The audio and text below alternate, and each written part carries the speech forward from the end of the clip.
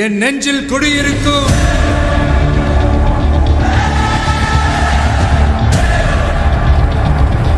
உங்க விஜய் நான் வரேன்.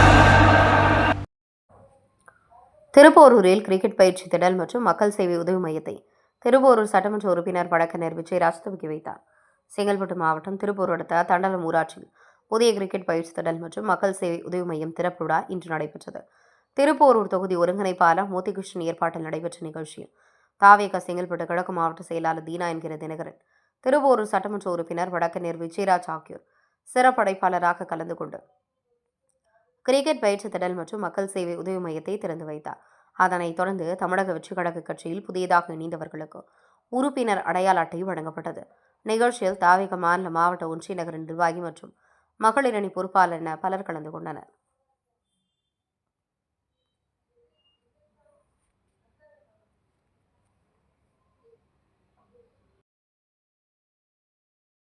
என் நெஞ்சில் குடியிருக்கும்